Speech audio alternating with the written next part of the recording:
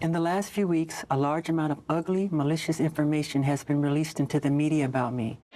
This investigation regarding Mr. Jackson involves allegations of child molestation, 288A of the California Penal Code. And I will not be a silent collaborator of his crimes.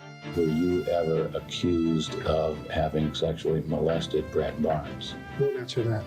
The strain of the ongoing investigation is clearly taking its toll. I'm behind my son. I don't believe any of this stuff that's being written about him. We support our brother wholeheartedly. The felony complaint involves 9 counts. So has the star simply buckled under pressure? Was the strain too much of seeing his accuser in court? But in the end, he simply couldn't afford to live in a fantasy. Breaking news for you tonight. The singer Michael Jackson is reported to have died from a heart attack. Daddy has been the best father you could ever imagine. Intense sexual abuse. Being heard is a powerful thing. We can't control what people believe. The information is disgusting and false.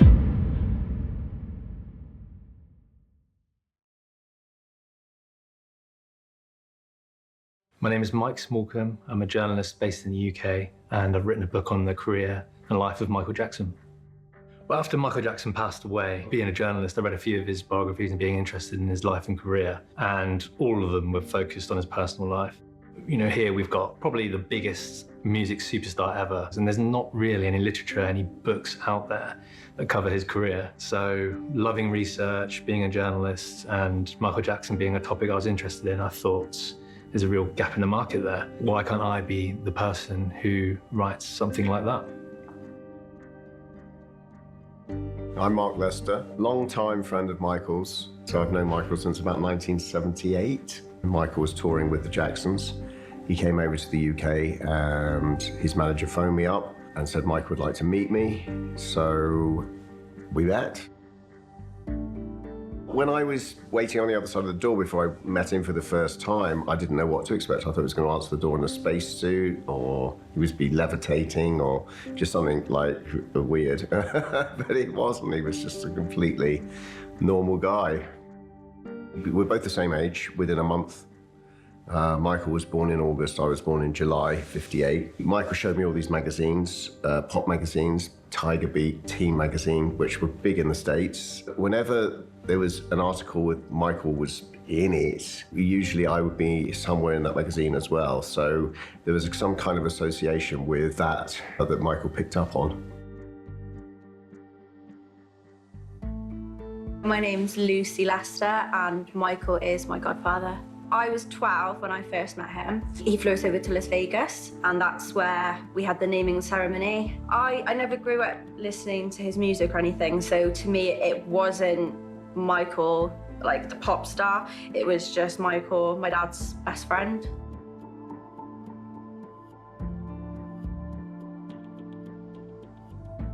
My name's Matt Fidesz. I was Michael Jackson's friend and bodyguard for a number of years. People have to understand I wasn't with him 24 hours a day. I think when people try and say, are you close to him or are you friends with him?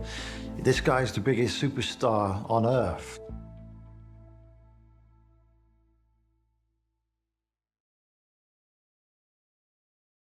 When Michael was on stage, he owned it. It was an incredible transformation.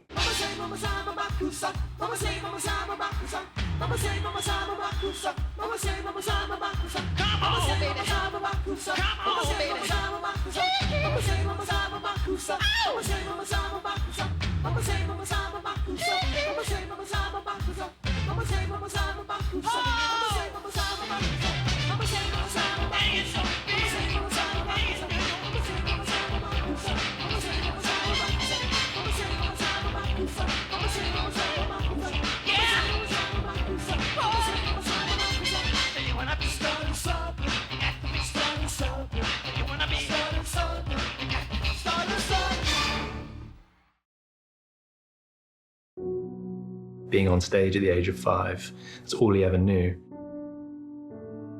It was in the Jackson 5, of course, and tremendously successful, and it led him to be one of the richest people in entertainment ever, and to be adored by millions of fans around the world. So that's a great, great privilege. Of course, we know the flip side to that with Michael Jackson, and the burden of that. I always likened him to being sort of a member of the royal family.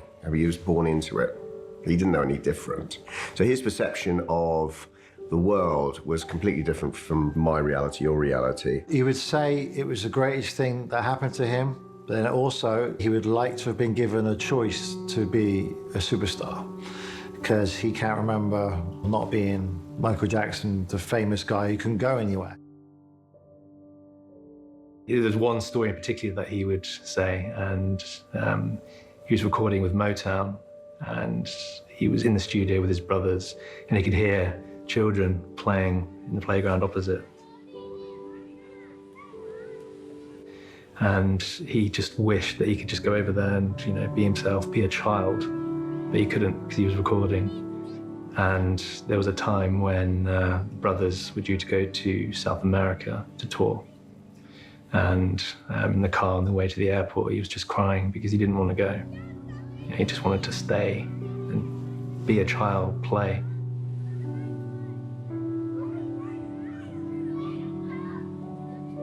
But he couldn't do that. And that had a massive impact on him as an adult. Obviously, this obsession with childhood, building Neverland Ranch, wanting to be with children, always trying to compensate for that childhood that he never had.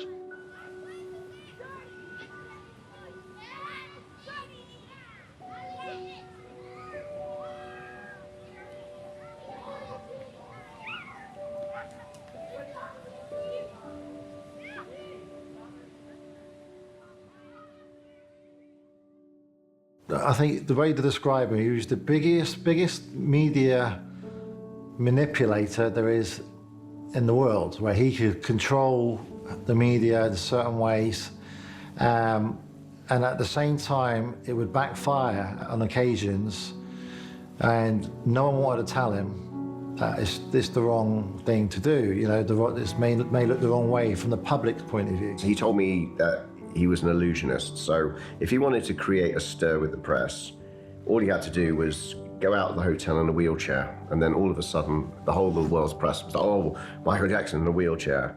And then he'd just get out the wheelchair and get in the car. One of his favorites was surgical mask. He'd walk around with it, and they were like, what's going on here? You know, why is he wearing a surgical mask? It was for illusion. So he knew kind of a little bit how to play and to toy with the press, but in other ways, he was incredibly naive. Weird stories about Michael Jackson sold. The fact that Michael was a bit eccentric helped that. So this mystery persona, I mean, wow, you know, he sleeps in an oxygen chamber. He lives on a theme park. His skin color's changed. You name it. Sadly, it kind of came round and it bit him on the backside a bit. Unfortunately, it was partly Michael's fault, the mysterious aspect of his life, the weird stuff coming out in the 80s, that was slightly his fault with his PR campaign. But that was quite innocent stuff, really. The chamber, Bubbles the monkey, Elephant Man Bones. It just got really, really vicious and negative and totally backfired, unfortunately.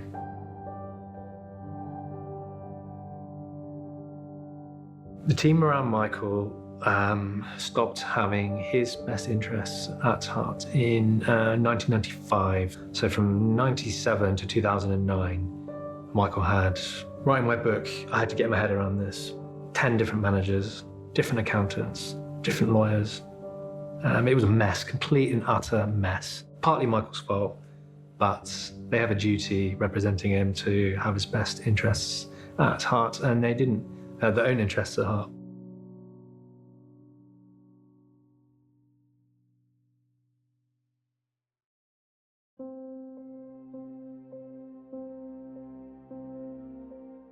In '93, the civil lawsuit filed by the Jordan Chandler family and the police report, that was simultaneous. Once Michael Jackson had settled that civil lawsuit, the reasons being not because he wanted to hush the Chandler family, the reasons are actually quite incredible. I can't speak for Michael, but I know one thing. Michael is not guilty. I've talked to him before, and I think he'll be fine because he had nothing to be ashamed of. He's strong. So he's very strong. He'll just come out. A judge ruled that the civil lawsuit would be heard first. Because it was a minor, I think he ruled that, okay, we're gonna have to hear this within 120 days from this date. Michael's lawyers were like, hey, we want the criminal trial first, because the civil lawsuit, that could really prejudice a criminal trial. Why? Because if we have a court hearing between the Chandlers and Michael's defense in a civil lawsuit, the Chandlers and their attorneys will know what Michael's defense is going to be. That's massively prejudicial for any criminal trial.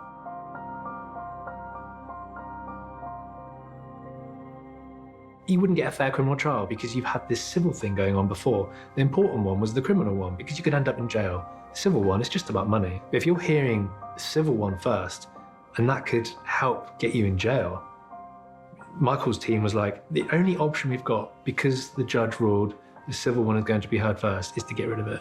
How do you get rid of it? You have to settle. That made Michael look guilty. What is he hiding? Why is he paying off this family?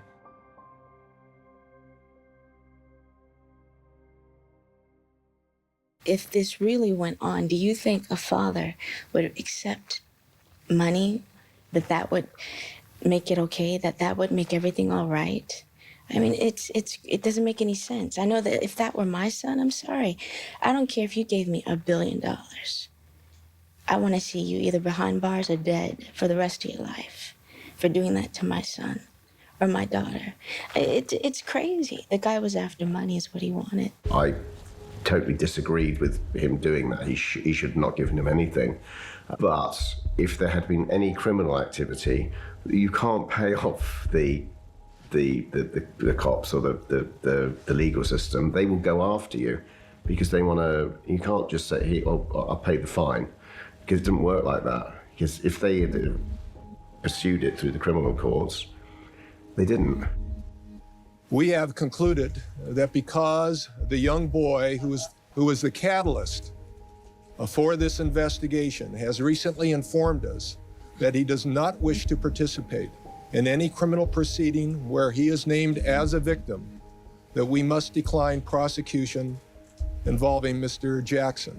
People don't know the ins and outs of why he was forced to make that settlement. He didn't want to, he wanted to fight them both. So that was 93 gone.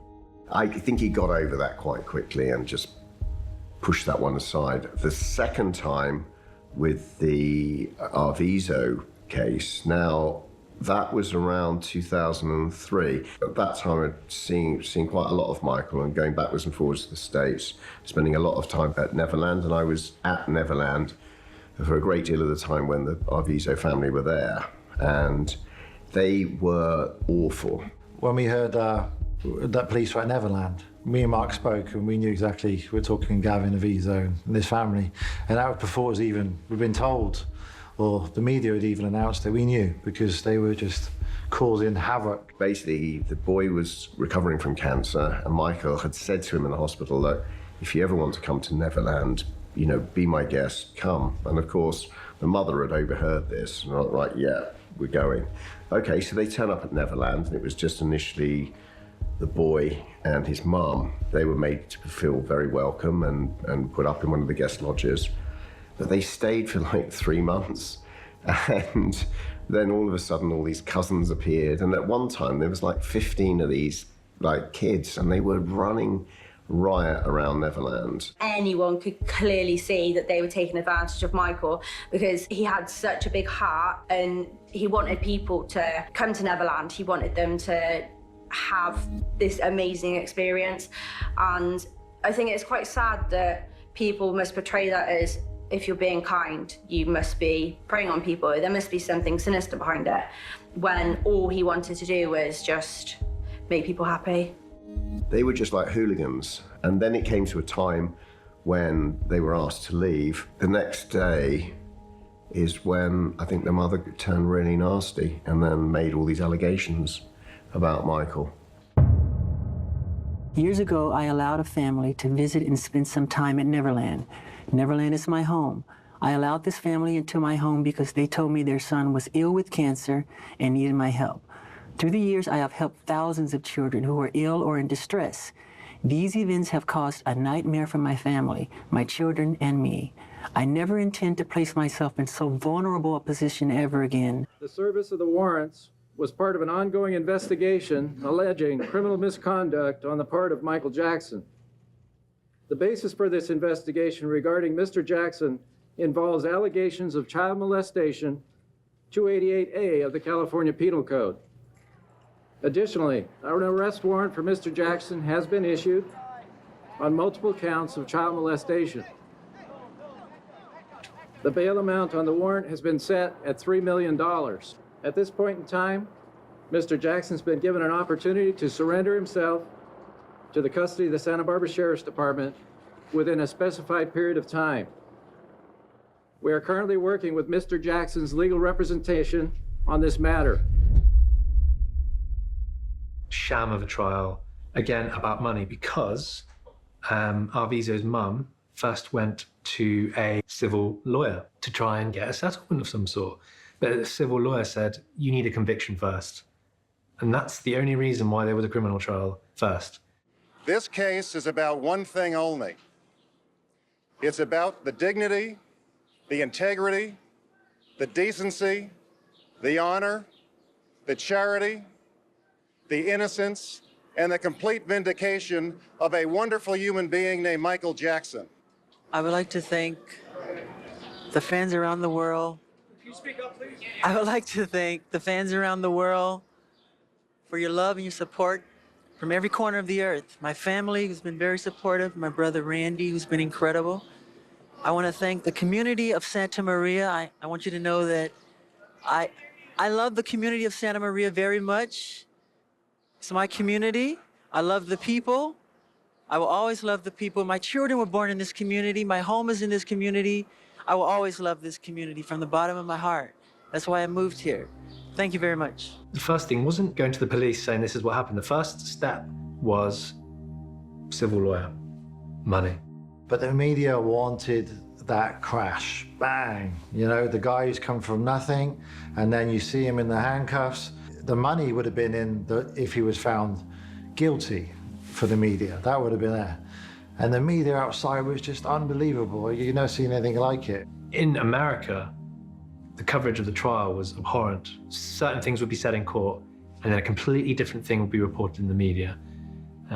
Just no wonder that, you know, non-fans, members of the public were outraged that Michael Jackson was found not guilty, because they'd read this coverage of Michael for 5 months, thinking that this was the coverage in the court when it wasn't. The recent publicity about these settlements is unfair and damaging to him, his family, and his dedication to the world's children. The charges he faces are false and will be battled in a court of law within our justice system. He is innocent and will be vindicated. It was a disgrace. The media was parading around this narrative that Michael Jackson was guilty. How can a jury find him not guilty given what's happened in that courtroom? But that wasn't the case. In fact, what was heard in the courtroom was highly in Michael's favor. After the prosecution case was put forward, the defense were thinking, are we even going to bother here? Because the jury was ready to declare Michael Jackson not guilty after the prosecution case. But the defense decided, you know, we're going to hammer the nail in the coffin of all of this. The only people that really mattered were 12 jurors and 1 judge, 13 people. The rest were just extraneous as far as we were concerned. You had to drown out the media. They were just a distraction. They had their own agenda, which was ratings and revenue, not justice. And you had to just focus on the evidence, focus on the courtroom, and stay away from them. I think Michael is one of those rare clients where lawyers really don't have to prep a lot. You don't even have to coach him in terms of how he should behave in the courtroom. He was just so well behaved naturally without even having to tell him to do anything other than just be himself. How he survived 2 years where you're possibly going to live the rest of your life behind bars, I don't know. I would have taken a gun and shot myself. But he was very strong, and he was someone who knew he had done nothing wrong, and he just believed in his conviction, so I handed it to him. But it was tough. The image and persona that the tabloid press saw of Michael was not the man, not the true Michael Jackson. And I think because he was different, he didn't conform to the norm, people didn't like that. There was this kind of witch hunt about getting this man because he just didn't conform to how they wanted him to. In the UK, there seemed to be this top-down agreement since the late 80s that Michael Jackson was to be smeared. Reporters would be told, all we're going to report on is negative Michael Jackson stories because it sells papers. So the red tops, they all agreed on that. You still see that today. So that's a 30-year thing in the UK. Wacko Jacko, all the newspapers. And now again, 2 accusers, 2013, going to a civil lawyer and saying, I want to sue Michael Jackson's estate. Yeah, you know, there's been different times where it'll just be me and Michael. Then there'll be other times where he has other friends over too. That's what, like what Brett said, it's just a slumber party. We just have a lot of fun. We just have a lot of fun. A lot of fun. Intense sexual abuse. So yeah, that had to be clear. If I can just say, you know, for decades, Jackson put up this smokescreen, which was reinforced by, you know, his family and the media as well. The allegations were nothing new. Obviously, I didn't know there was going to be a film. I knew about the allegations because Wade Robson and James Safechuck sued the Michael Jackson estate all the way back in 2013. So this is something that's very much under the radar, rumbled on and on. How that all started, Wade Robson tried to get a job with the Michael Jackson estate, being the lead choreographer on the Cirque du Soleil show. I'm starting on Cirque du Soleil Michael Jackson show. So it's, you know, the equivalent of the Beatles' Love show that they have, or the Elvis show, but for Michael. Didn't get the job. Was at crossroads in his career, lacking finances, not really knowing where to turn. He was desperate to get this job. Been praising Michael ever since Michael died. Went to his memorial service at Staples Center, saying in interviews how Michael was this great friend of his. Michael was such a huge part of my career and life. We were friends for 20 years before he passed, since I was 7.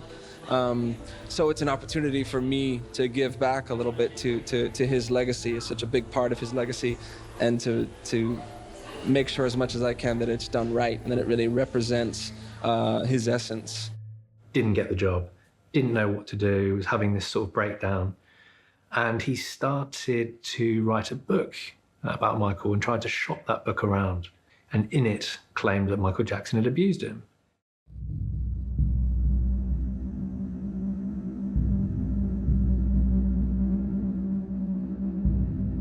No one would have it. So that was when Wade Robson went to a civil lawyer and looked at his options and eventually filed a creditor's claim against the Michael Jackson estate. It was initially $1.5 billion. I don't have an intrinsic knowledge of the ins and outs of how much it eventually was, but it's hundreds of millions of dollars. He actually filed that lawsuit initially under seal. So if you file something under seal, it doesn't become public record. He was hoping that the estate would go, oh, here's X amount of money, let's keep this quiet, here's your money, go away. The estate was like, no chance, we're gonna fight this. That's when it became public. I'll go back to James Safechuck. He was watching Wade Robson.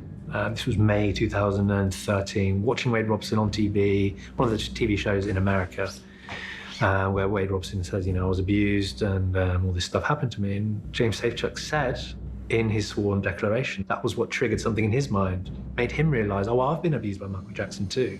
There've been so many inconsistencies in terms of when they knew about this alleged abuse. Wade Robson is saying that in 2005, I testified in Michael's defense because I saw his children. Michael was a friend. I didn't want him to go to jail. That's why I did it. And yet then he's saying that he only realized that he was abused in 2012-13, so you got that inconsistency. It's the same with Safechuck. 2005, claiming that he was asked to testify in Michael Jackson's trial, which is not true. Early on in the trial, a judge ruled that any evidence as per James Safechuck would not be admitted, would not be allowed in the trial. Yet in the documentary, we see Safechuck saying that Michael called me, Michael's lawyers called me, I refused to testify. He's saying that he knew about the abuse in 2005. Michael's a bad man, I'm not going to testify. And then he says that the Wade Robson TV show is what triggered him into realizing that he was abused. So you've got them saying, okay, we suddenly realized in 2012-13, but hey, we knew in 2005, because Wade Robson, I was protecting Michael. Safechuck, I wasn't going to testify because he's a bad man. That's when James Safechuck filed a copycat lawsuit. So from 2013 until 2017, you've got this ongoing litigation with the estate. Eventually, a judge threw out the lawsuit because of a thing called statute of limitations. They just basically filed it too late. A year later, you've got the documentary announcement being made. And I watched it, and I was saddened by the show. You know, victims of child abuse is a very, very serious matter. But it didn't really push anything about the child abuse thing. I don't know. I watched it, and all it was like watching a court case where you heard the prosecution and no defense. It was so totally unbalanced. And I don't know, it made me feel sick. That was, for them, the obvious route. Let's make this thing public. Let's make this a worldwide issue. Can this help our appeal, which isn't mentioned in the documentary, against the decision by a judge to throw out the case? It's like I don't feel like they want justice. If that was me, that would be above anything. That is what I would want. I wouldn't want to be going, in front of a camera, talking about my experience to people that don't know me. The first thing I would do is go to the police. I wouldn't be thinking like how, let's turn this into a book. Let's go and sue the family. Because who does that? I couldn't speak the truth any earlier than I did. I wish I could have. I wish I was emotionally and mentally capable earlier than I was. I think being heard is, probably one of the #1 wants of a victim. But, also, when all this goes away and the interest goes away, we're still left with being abused. So much silence and so much isolation, which I experienced, James experienced, and most survivors experience. So being heard is a powerful thing. We can't control what people believe. That's up to people's own journey. All of Michael's accusers, it's always been about money. It's never because there's evidence that he's done this or done that. It's always money, or always going for the money first, or they wait till he dies and goes for the money because they know a criminal trial won't work. So it's always financial.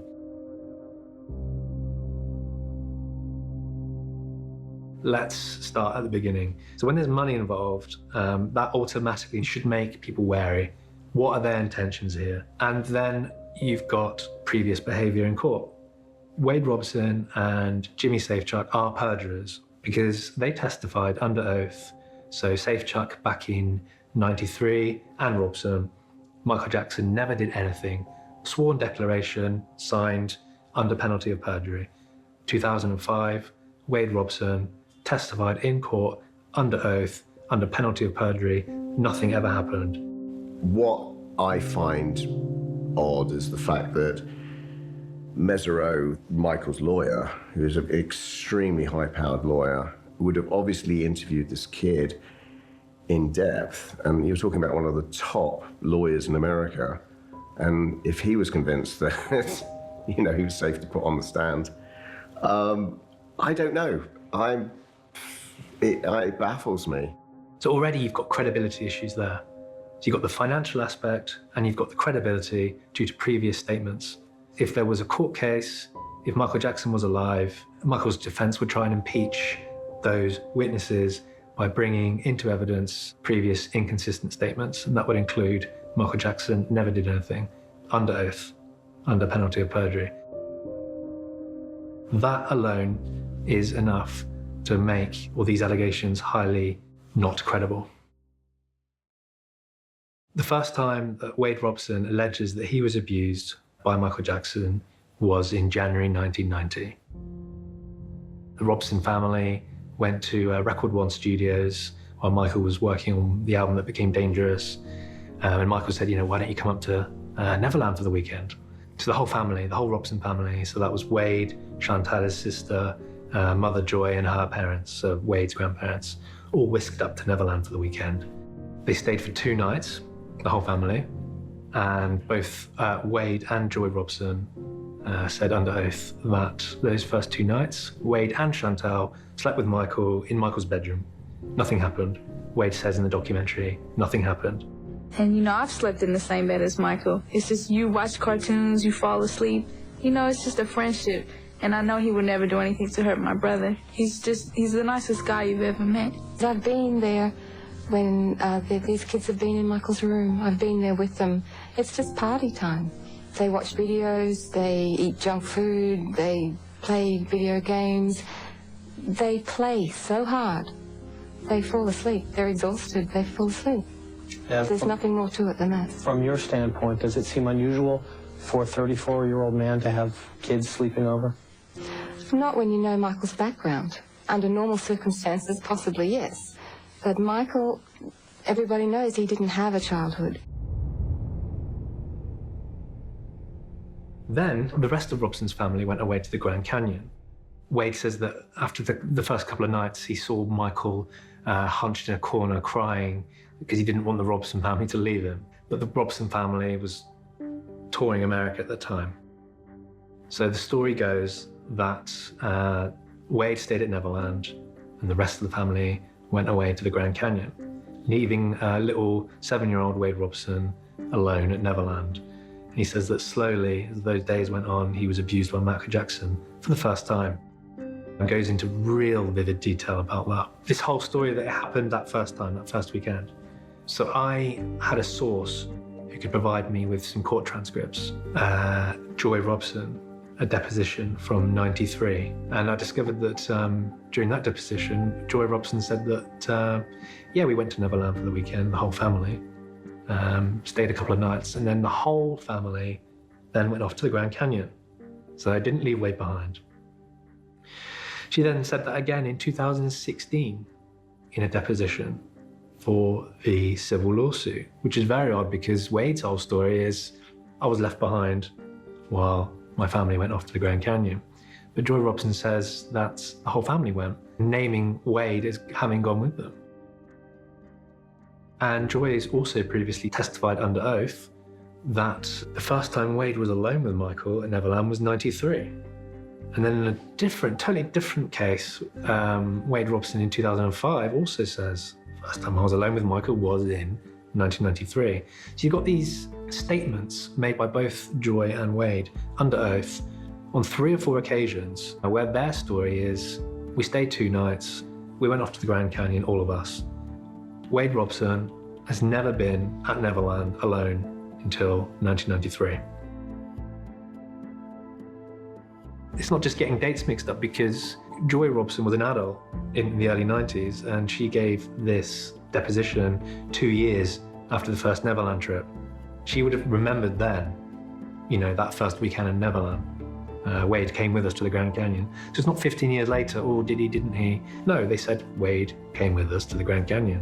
Why would you then lie about that?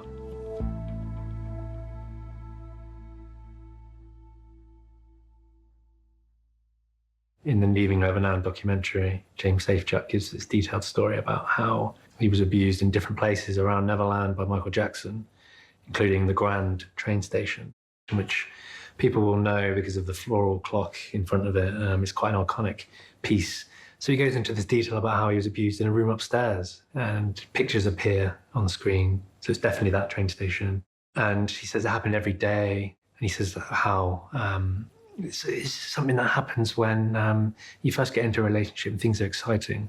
That to me would indicate that he's talking about the start of when he was abused by Michael Jackson, allegedly. So his time period where he alleges he was abused, again, signed 2 sworn declarations under penalty of perjury that he was abused between 1988 and 1992 until he was 14. The narrative of the whole thing is that I got too big, I got too old, Michael moved on. He started phasing me out and replaced me, essentially. So if we've got that timeline of I was abused between 88 and 92, the train station abuse must have happened during that time period. And a fan pointed out that the train station didn't open until 1994, by which time Safechuck was 16. They got a couple of pictures, a couple of Associated Press and Getty Images pictures, some footage of Neverland from '91, Elizabeth Taylor's wedding, and footage above Neverland from a helicopter, no train station. So the fans had established that. That prompted me to use my source to try and nail this down. Let's prove that this train station didn't exist until '94. So I managed to get hold of the construction permits, which showed that the train station was not approved for construction until September 1993. There was an image taken by a press photographer on the 25th of August, '93, from a helicopter. His name is Stephen Starr, so he was working in an office in LA. The reason he was flown over Neverland on that day was because of the allegations, which had surfaced 2 days earlier. So, Steve, get yourself in a helicopter, take some pictures of Neverland from above. Those pictures show no train station. And I contacted Steve Starr personally, and he's confirmed that 25th of August, '93 is the correct date for when he took that picture. No train station. And then you've got the permits approved a month later. You've got real solid evidence that there was no train station until the building didn't begin until late '93. It opened in 1994, and Michael Jackson in '94 was living in New York to record the History album. A couple of reasons: to get out of California because of the DA going after him, and there was an earthquake in LA in early '94, and he was a bit scared about that, so he wanted to move the entire operation to New York. Michael Jackson wasn't in LA in '94, but the point being, you've got a 2-year discrepancy there. Safechuck saying, abuse stopped, I was 14, it was 1992. Going into vivid detail about abuse happening in a train station, in an upstairs room. That's a massive discrepancy.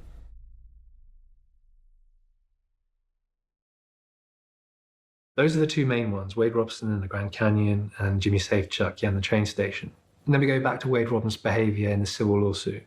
Wade Robson files his lawsuit in, I believe it was March 2013. He's saying that he realized he was abused in May 2012. Under US law, you've got 60 days from the period of knowing that you've been abused or realizing you've been abused to file a creditor's claim. But Wade Robson filed that 10 months too late. To get around that, he claimed, but I didn't know that the Michael Jackson estate was open for administration. So, I didn't know they existed. I didn't know who to sue. But then evidence came out in that case that Wade Robson was aware of the Michael Jackson estate because in 2011, he'd met with John Branca, the co-executor of the estate, about the Cirque du Soleil show. So the judge ruled that Wade Robson had lied in his sworn declaration, lying under oath, under penalty of perjury, just to be able to sue.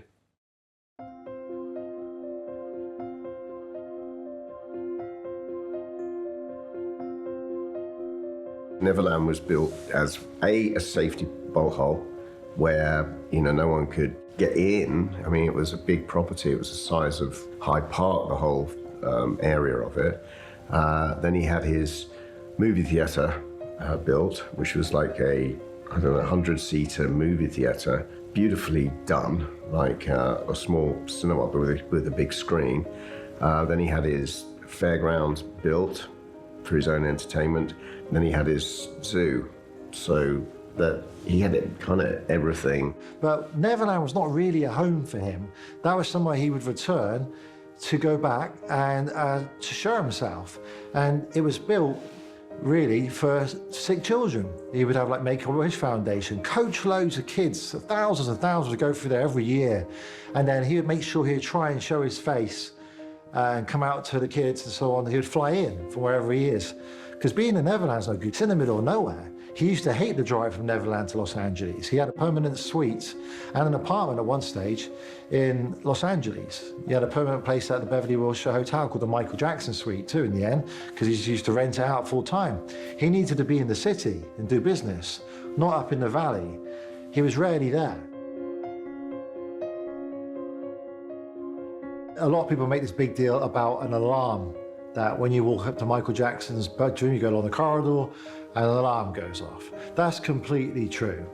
Now, not only is that in Michael Jackson's house, since Michael's died, I've gone on to work for a lot of big superstars. They have alarms too, just the same thing. It's just a sensor, walks along, just in case it's an intruder in the night, they can get to their escape route. Michael made sure that was all in place, his security team.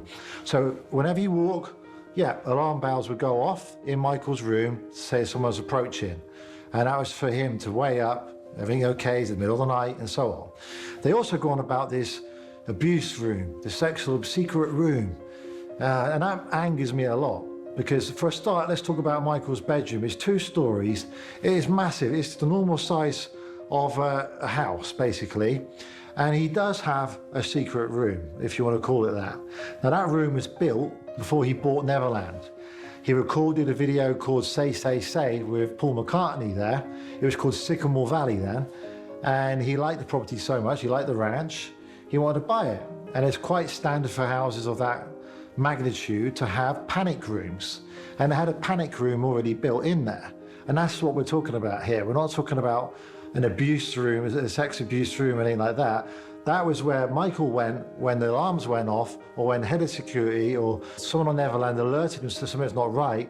He would run to and shut himself in, and he would have stuff in there that would entertain him, because he could be in there for some hours waiting for the police to turn up and so on, because Neverland's in the middle of nowhere. So yeah, he would have what's, you know, Disney films and what may not be normal to normal people, but he ain't normal. He's Michael Jackson, you know, he's been raised differently.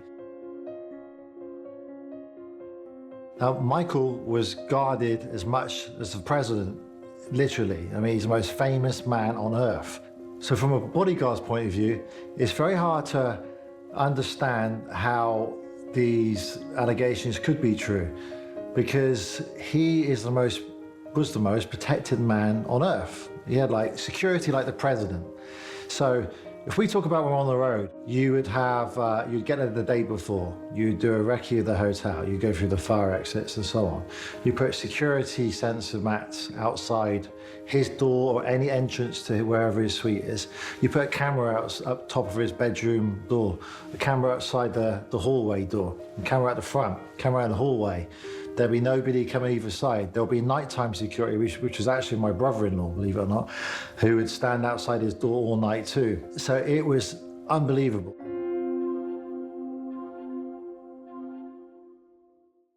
Now, child abuse is a serious thing. It's a huge, serious matter. And I'm not here to discredit that in any way at all. I'm here to just prove from my side, from a bodyguard's point of view and a friend who's been around Michael, how difficult it would have been for Wade and James to go unnoticed at any time, and for them to have what they said done to them by Michael when there's so many staff around. I mean, it's unbelievable. I think people have always had in their minds like one way or the other, whether they believe he's innocent or guilty. I don't think I think once they have that idea in their head, no matter how much evidence is put forward, I don't think anyone's mind ever gets swayed. And I do think once you've got that image in your head, you know, if you think that he's guilty, it doesn't matter how much evidence comes forward or how many people speak out and give their version of events. There's an image that the media, I think, want you to have of him. And it's almost like any evidence that comes out disproving what they've said, it's like they don't want to know. You know, if you consider what there is out there that actually shows him in, an innocent light versus what doesn't. I mean, it completely is like, staggering how much evidence there is to support the fact that he is an innocent man. And people don't want to hear it. They really don't. He went to court. He was acquitted. His Neverland home was raided. The FBI investigated him for 10 years. And people forget about that, and when it's brought up, it's like they don't care. They don't want to hear that. I could make a claim that something's happened to me, and people would believe it. I don't think this is a deliberate hijacking or piggybacking onto Me Too. These allegations were first made way before that, 2013. What I do believe is that Me Too protects the documentary.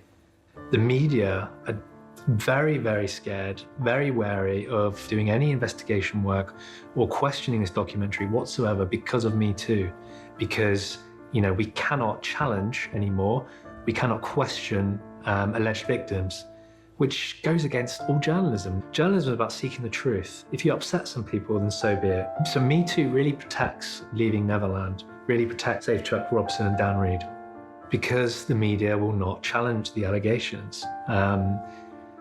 For example, the work I've done in the media, I know that people will probably look at that as victim shaming or being on the side of this alleged paedophile, but for me, that's not the case.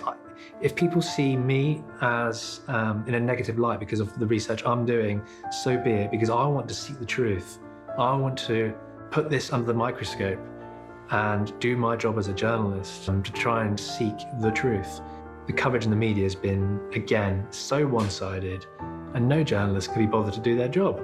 It's all copy and paste each article, and all this Michael Jackson needs to be cancelled. No challenge made whatsoever because journalists are scared of the damage to their reputations.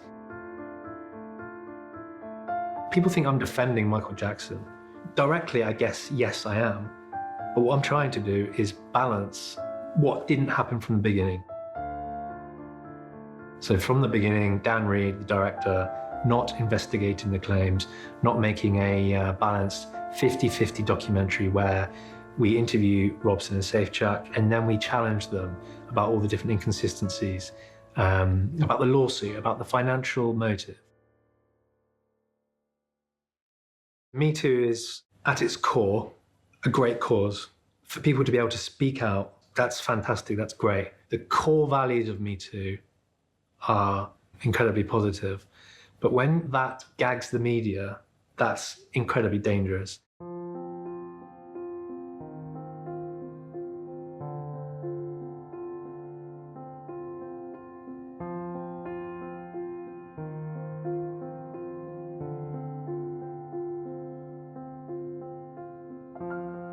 While it can't be completely ruled out that Michael Jackson abused Safechuck and Robson, you just never know. I can't sit here and say, Michael Jackson's innocent, this definitely didn't happen. But what I can say is that at least half a dozen things are inconsistent, they're lying in court. So if I'm sitting on the jury and I hear that those two have lied under oath to be able to sue for money, and just lying in general, and their story's not adding up, just so they can sue the Michael Jackson estate, I would think to myself, they've lied about that. What about the rest? Because all of it is testimony. There's no physical evidence, there's no forensic evidence. The only evidence that they've got is their oral testimony. And in that oral testimony, they've lied several times. So what about the rest of that oral testimony? Can you convict, can you be sure that Michael Jackson is guilty when part of that oral testimony is irrefutably false? And that's what you'd have to ask yourself if you were a juror trying Michael Jackson. That's what it comes down to. Can you be sure that Robson and Safechuck are telling the truth about the whole thing?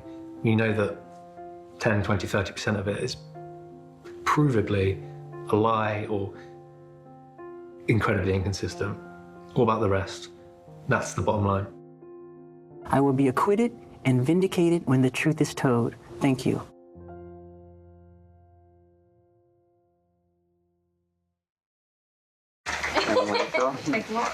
Prince, I wish for you to learn about perseverance and confidence and the true meaning of success, which is love, and to know that you can reach any goal that your heart desires. It's totally up to you. You can do anything you want to do, and I love you. He was the most amazing father that you could ever witness. Michael's kids adored him. They would follow him like little ducklings following their mother duck. He was just great, but he had boundaries with his children. They had to go to bed at a certain time. They had a tutor. They had to have 4 hours minimum every day of schooling. When I took my kids to see Michael at any time, they were always whisked off to do their schooling, and my kids were like, oh, do we have to do that? I said, no, it's fine, you're on holiday. I think one thing that really stood out was how well brought up the children were. They weren't, I mean, these were children that could probably like have anything that they wanted, but they were just so polite and respectful to everyone. Are you ready for this? Mm-hmm. Here we go. Good move. Daddy? Yes? This is a run game. Now you move that. Your turn. Good move, Applehead. Very good. Daddy, we should live in a castle like this. I know. I love that castle. My kids absolutely adored Michael. I mean, I took my 2 younger daughters to Neverland and we spent about a week there. And they had access to everything. And at the end of the week, I was with Michael and unprompted, and I'm talking about, they would have been about 7, 8, 9 years old. And I said to them at the end of the week, I said, what was the best thing that you liked about Neverland? And they both turned around and said, the best thing about Neverland was being with Michael. Daddy, thank you for my birthday cake, and I love you so much, and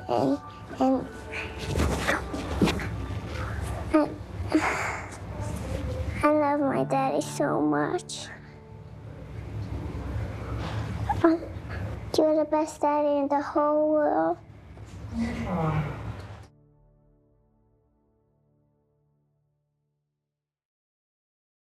I think before leaving Neverland, the allegation had almost been forgotten. After Michael died, people were willing to celebrate his music again, who he was. You know, there's a saying, isn't it, that you only appreciate something really when it's gone. And after Michael died, no one was really talking about that anymore. The allegations, the plastic surgery, I mean, it was being spoken about, but ultimately it was back to Michael Jackson, the performer. That has totally changed now with Leaving Neverland. Obviously, you've got the fans who still adore him, never going to turn their back on him. You've got many people, you know, normal members of the public who still don't believe the allegations. But he's also got these people who were sort of in the middle, who have now gone to the other side and they're not listening to him anymore. And, well, they say they're not. So it has had an effect on his legacy for sure. But I think, again, because of how the allegations made in the film have backfired slightly now, people are starting to challenge them now. So I think slowly but surely it will recover, the situation will recover. But I think it's a testament to Michael Jackson that he can be accused of these horrendous crimes on 3 occasions, and yet we're still talking about him in musical terms. This is it. I mean, this is really it. This is the final curtain call. I just remember Michael as just being a very generous, very kind, very, you know, he'd always listen to what you were saying. It wasn't always about him or what he was doing. In fact, very little. He'd listen an awful lot, and he used to listen to my children, used to ask them how they were doing at school, you know, what their favorite subjects were, what they wanted to do when they grew up. And he took a lot of time finding out about what other people and what their interests were. He was a very, very good father, to the point where it used to annoy me, the fact that how good a father he was, because it used to make me look not such a good dad. And just a free spirit, really. He was a free bird. I miss Michael a lot.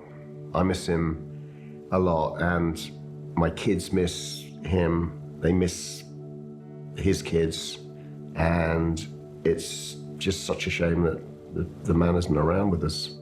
I mean, just how caring and how loving he was. Like, he had so much love to give, and I would give anything if he was to be still around. But in a way, because, you know, of his name being dragged through the mud, as sad as it sounds, I'm kind of glad he's not here to see this, because he would be heartbroken. He really would. When when it all first came out, he was absolutely devastated, and like he just couldn't comprehend how people could think that about him.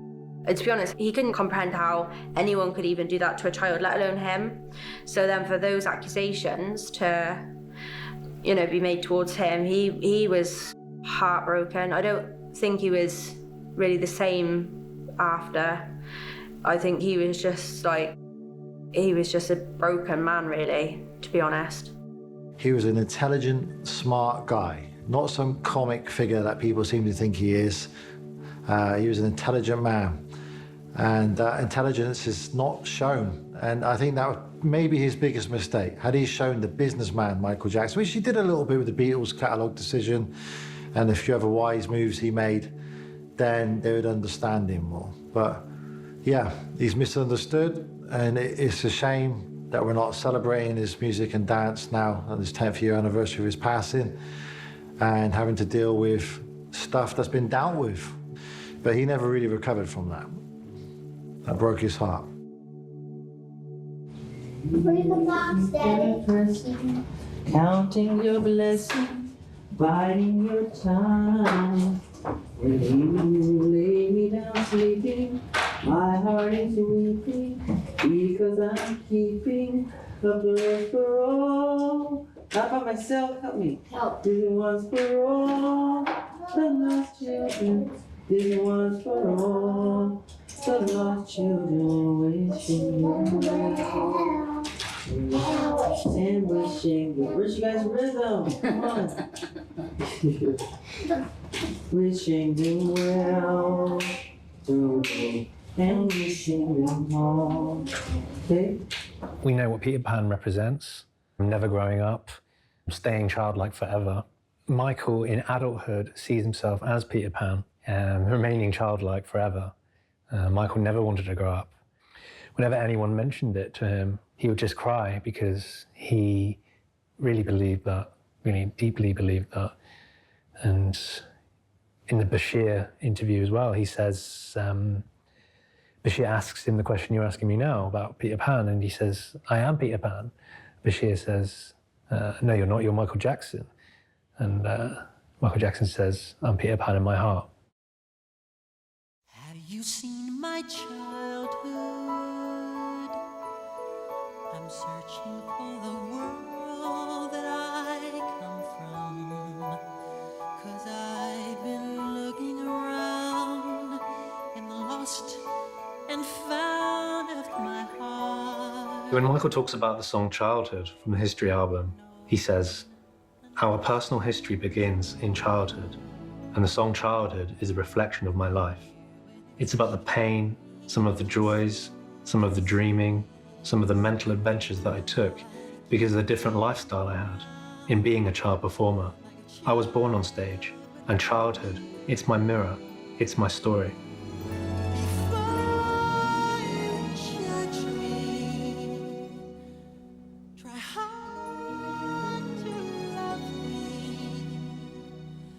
The pain for youth